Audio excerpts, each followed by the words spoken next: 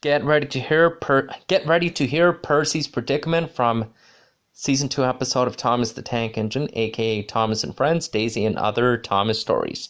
The narrator is George Carlin. Let's watch it.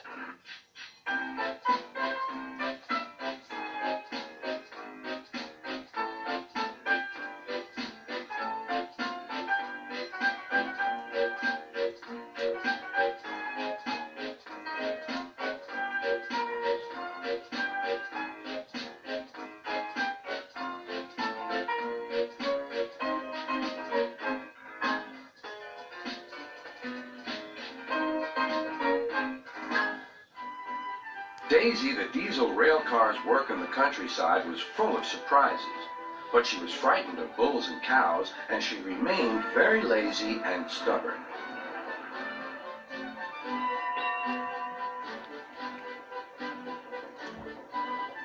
One day, Toby brought Henrietta to the station where Percy was grumpily shunting. "Hello, Percy. I see Daisy's left the milk behind again."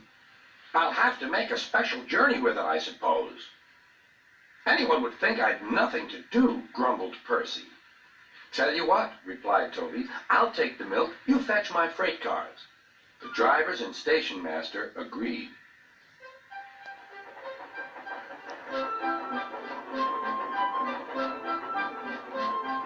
Percy had never been to the quarry before. He began ordering the freight cars about. "Hurry along," he said. The freight cars grumbled to each other. "This is Toby's place. Percy's got no right to poke his funnel up here and push us around." They whispered and passed the word. "Pay Percy back. Pay Percy back."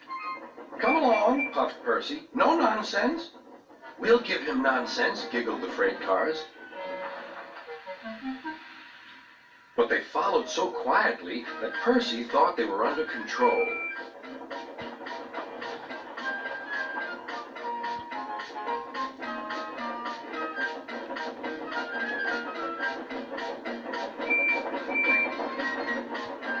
Suddenly, they saw a notice ahead.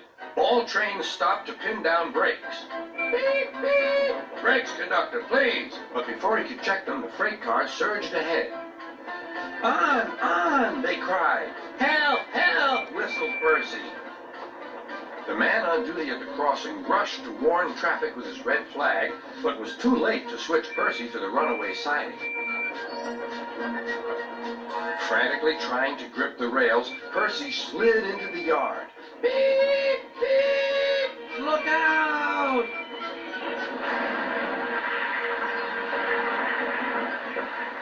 The brake van was in smithereens. Percy's driver and fireman had jumped clear, but Percy was stranded. Next day, Sir Topham had arrived.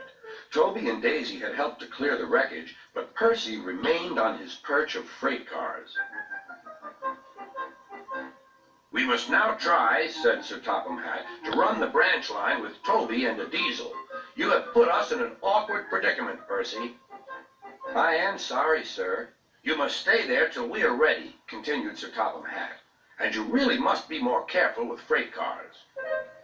Percy sighed. The freight cars groaned beneath his wheels. He quite understood about awkward predicaments. Sir Topham Hatt spoke severely to Daisy, too. "My engines work hard. I send lazy engines away." Daisy was ashamed. "However, Toby says you worked hard after Percy's accident. So you shall have another chance." "Thank you, sir," said Daisy. "I will work hard. Toby says he'll help me." "Excellent. What Toby doesn't know about branch line problems isn't worth knowing. Our Toby's an experienced engine." Next day, Thomas came back. And Percy was sent to be mended.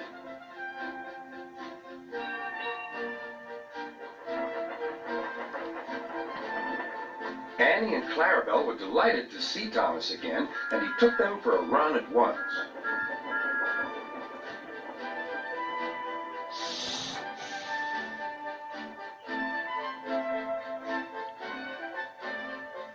All or now friends, and Toby has taught Daisy a great deal. She shoot a cow off the line the other day all by herself. That shows you, doesn't it?